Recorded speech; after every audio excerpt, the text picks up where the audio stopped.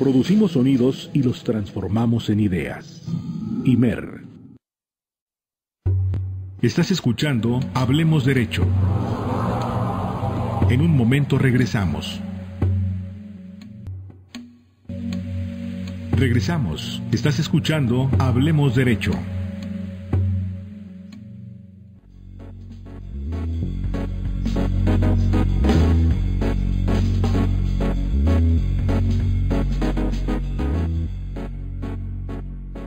Ya estamos de regreso en su programa Hablemos Derecho, en la conducción de Héctor Carrión Perea. Para nosotros es importante su participación, sus opiniones o también su retroalimentación. Y para ello tenemos nuestras líneas de contacto 5604-8229, 5604-7926, Lada sin costo 01800-670-1680. Estamos hablando sobre este impacto que tienen las ideas a través del arte y cómo se vincula también con el derecho, la cultura de la legalidad. Hoy, aquí con nuestros invitados. Continuamos, Héctor, adelante. Muchas gracias, Eduardo. Y decían que con los sentimientos de empatía, el sentimiento de sensibilización y de humanización, también nos permite llevar consigo la figura del otro, ¿no? Es decir, el arte, la cultura nos permite identificar al otro, a nuestros pares como seres provistos de derechos fundamentales, también de derechos, como tú lo mencionabas, Felipe, el derecho a la economía, el derecho a que se ponderen este tipo de actividades ya no como oficios, sino también como profesiones. Esta es una cuestión que se nos ha venido inculcando desde la educación básica. Ahora que hablamos de reformas en materia educativa, vemos con gran tristeza que de unos años para acá las materias como son el civismo han dejado de tener esa importancia. Y bueno, a través del civismo pues también nos permiten a nosotros como estudiantes sensibilizarnos y humanizarnos en torno a la cultura de la legalidad, que se vincula necesariamente con las expresiones culturales. Eso por una parte, y me gustaría preguntarles a ambos qué tipo de expresiones culturales existen, qué tipo de expresiones artísticas son las más importantes, al menos en el Estado mexicano, o que se visualizan con mayor importancia. Bueno, primeramente, una de las funciones primordiales del arte es la historia, su reflejo en la historia, o más bien reflejar la historia.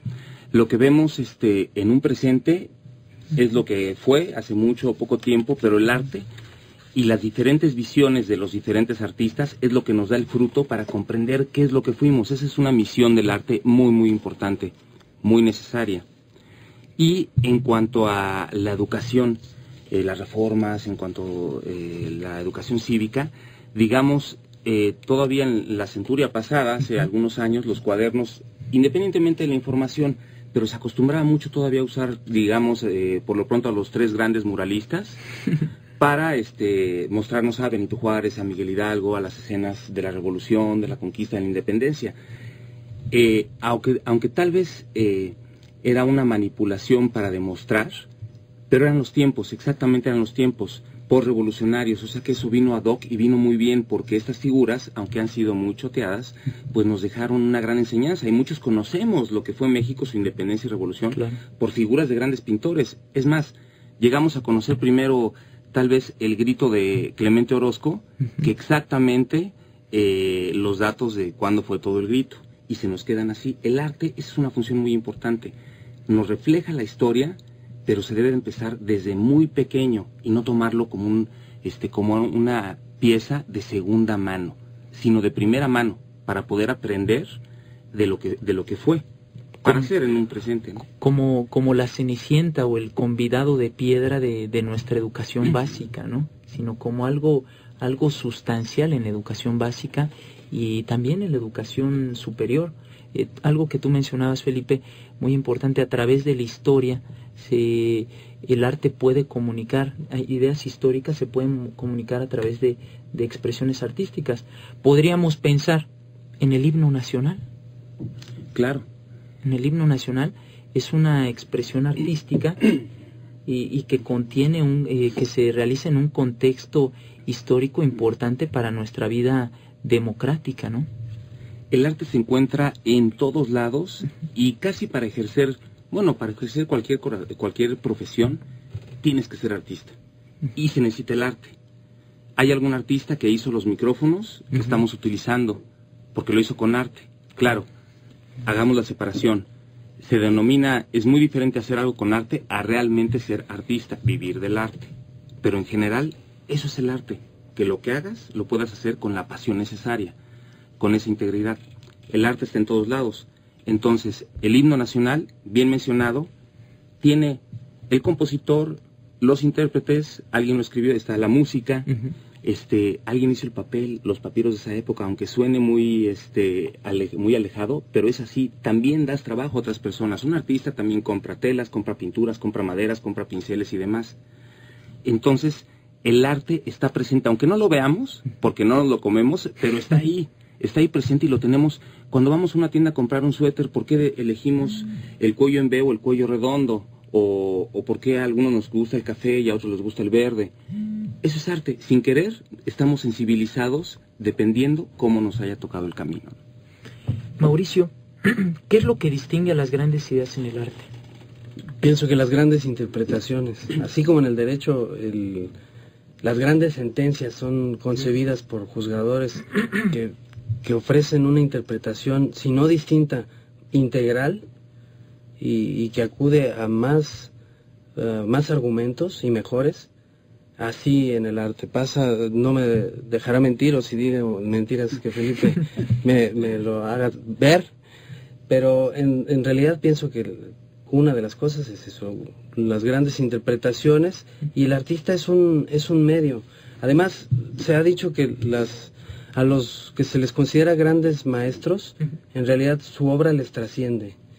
Por aquí traigo unas palabras de Octavio Paz, si me permites darles lectura.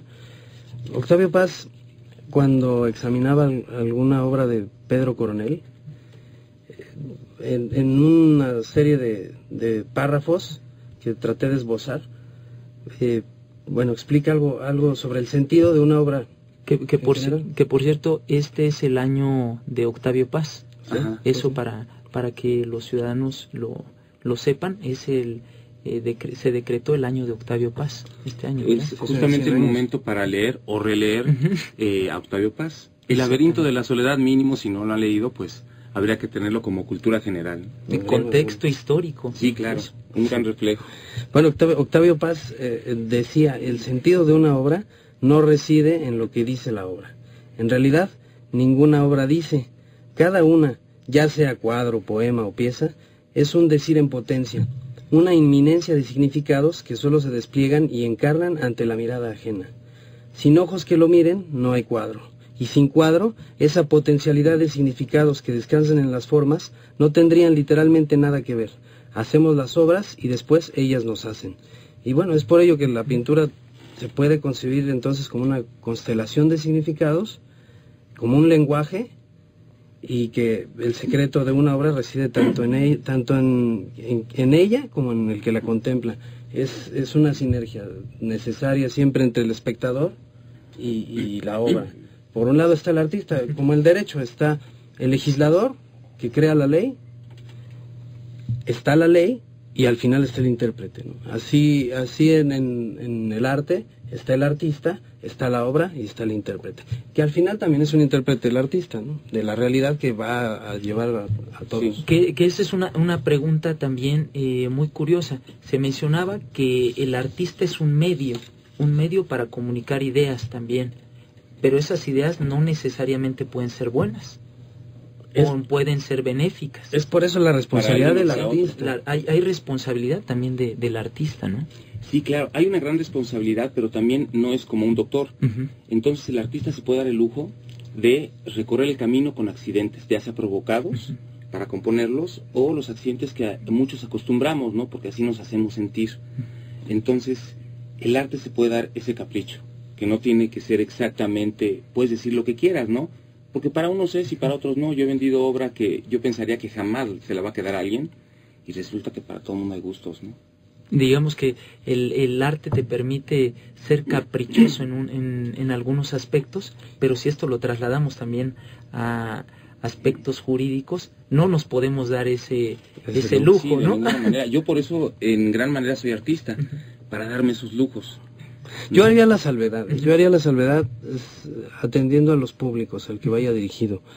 Si bien el arte como tal, y apelo a lo que decía yo al inicio, es concientizador. Entonces la conciencia pues obedece una sola verdad, pienso, que es la que nos hace a todos humanos y que nos dignifica. Entonces, bueno, que en la que oscilan los derechos humanos, que es la dignidad del hombre. Porque también el derecho a la cultura va ligado a otros importantes derechos inherentes a nuestra condición humana, como es el derecho a la información. Y ese derecho a la información también debe de ser respetuoso, debe de respetar pues los criterios que se plantean en un determinado contexto social, cultural e incluso jurídico. Porque vemos algunos ejemplos de manifestaciones culturales que se utilizaron con el objeto de presentar un criterio político que no necesariamente era benéfico para la sociedad en su conjunto, ¿no? Sí, y muchas veces no cabe, Héctor, en que sea respetuoso, porque muchos podemos considerar algo muy irrespetuoso.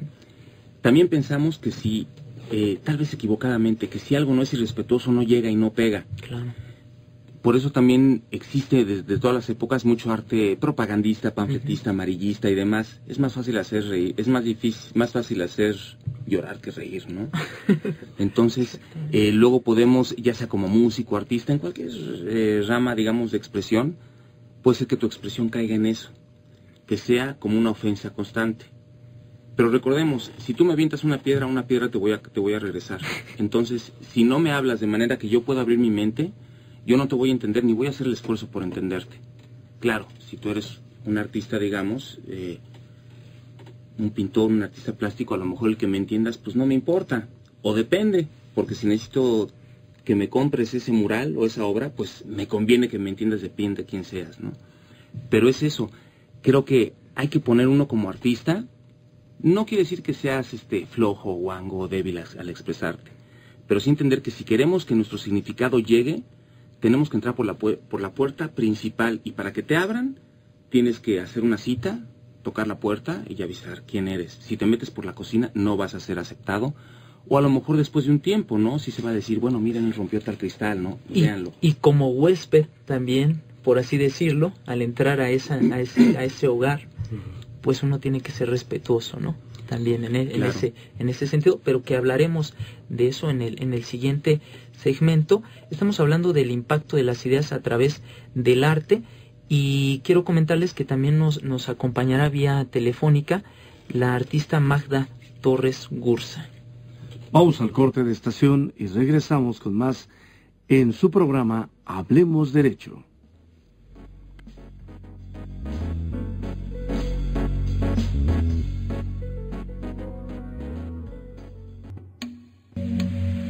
Regresamos. Estás escuchando Hablemos Derecho.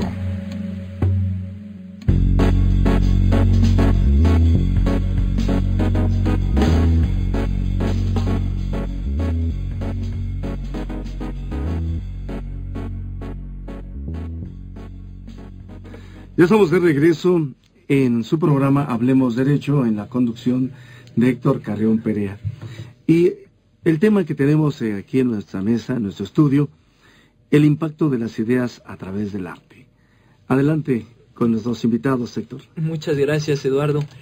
Me recuerdo a Francesco Carneluti, que tiene un libro muy pequeño, donde hace una reflexión acerca de las miserias del proceso penal.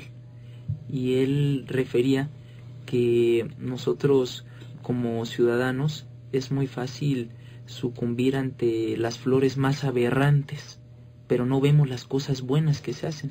De 20 cosas buenas, 2 que son aberrantes